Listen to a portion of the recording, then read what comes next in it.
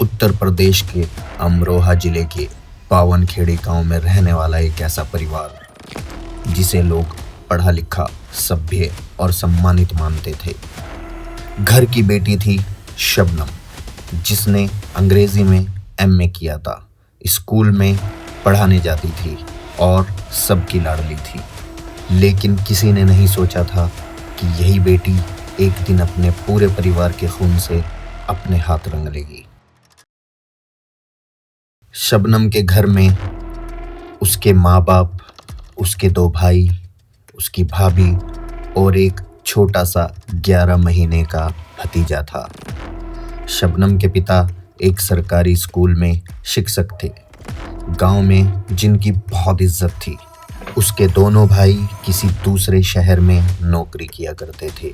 ये एक पढ़ा लिखा समृद्ध परिवार था, जिसमें ना पैसे की कमी थी ना इज्जत की। यही वजह है कि यह केस और ज़्यादा चौंकाने वाला बन गया, क्योंकि सब ने कहा एक पढ़ा लिखा, संस्कारी और सम्मानित परिवार और उसी घर में इतना खौफनाक अपराध।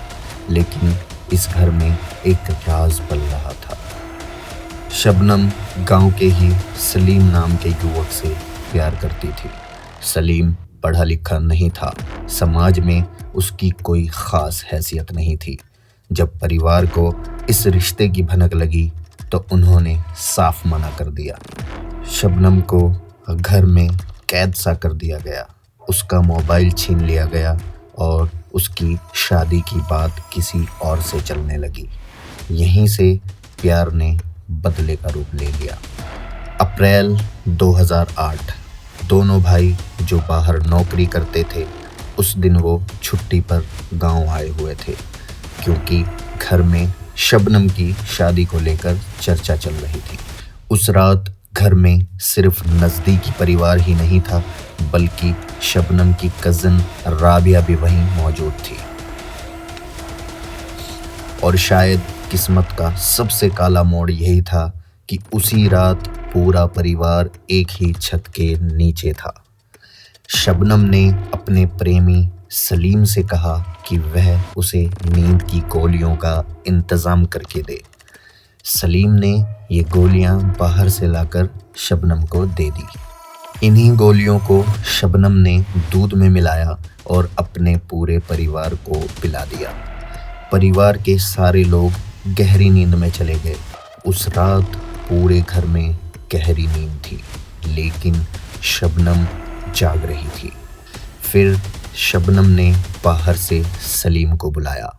इसके बाद जो हुआ वो इंसानियत को शर्मसार कर देता है। माँ, बाप, दोनों भाई, भाभी और कज़न सबके कमरे में जाकर एक एक करके सबको कुल्हाड़ी से काट दिया गया और उस 10 महीने के मासूम बच्चे का गला घोंटकर मार दिया गया।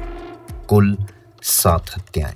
शबनम ने वारदात के बाद ऐसा नाटक रचा ताकि शक उस पर ना जाए। हत्याओं के बाद शबनम ने सबसे पहले खुद को एक जिंदा बची हुई पीड़िता की तरह पेश किया। उसने गांव वालों और पुलिस को बताया कि रात में कुछ लोग घर में घुस आए थे और सबको मार दिया। शबनम ने कहा कि वो डर के कारण कुछ समझ ही नहीं पाई और जब होश आया तो चारों तरफ लाशें पड़ी थी। वो रोई, चीखी और बार बार बेहोश होने का नाटक किया। उसने खुद को एक मासूम, टूटी हुई बेटी और बहन की तरह पेश किया। लेकिन पुलिस को सबसे पहले शक तब हुआ जब देखा गया कि शबनम की कहानी बार बार बदल रही थी। कभी हमलावरों की संख्या अलग, कभी समय अलग। पोस्टमार्टम रिपोर्ट ने बताया कि परिवार के सभी लोग पहले से गहरी नींद में थे और सबसे बड़ा झटका, शबनम प्रेग्नेंट थी। उसके बाद कॉल डिटेल्स निकाली गई, सलीम से की गई बातचीत सामने आई, नींद की गोलियों का सच सामने आया और तब पुलिस को समझ आ गया ये कोई बाहर से आया हुआ हमलावर नहीं था, ये घर के अंदर से रची गई साजिश थी। शबनम ने खुद को पीड़ित दिखाने की पूरी कोशिश की, लेकिन सच ज़्यादा देर छुप नहीं सका, क्योंकि झूठ कितना भी बड़ा हो, सबूतों के सामने टूट ही जाता है। पुलिस ने सलीम और शबनम को गिरफ्तार कर लिया। ट्रायल चला, पूरा देश इस केस को देख रहा था। अदालत ने माना कि यह एक सोची समझी, निर्दयी और दुर्लभतम अपराध की श्रेणी में आता है। शबनम और सलीम दोनों को फांसी की सजा सुनाई गई। शबनम वो पहली महिला बनी जिसे आज़ाद भारत में फांसी की सजा मिली।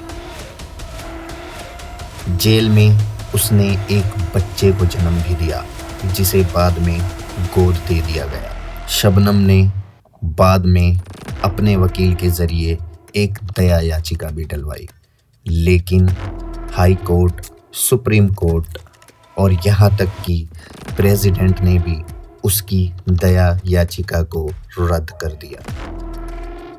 अब शबनम और सलीम उस दिन का इंतज़ार कर रहे हैं जब उनकी मौत का काला फरमान आएगा।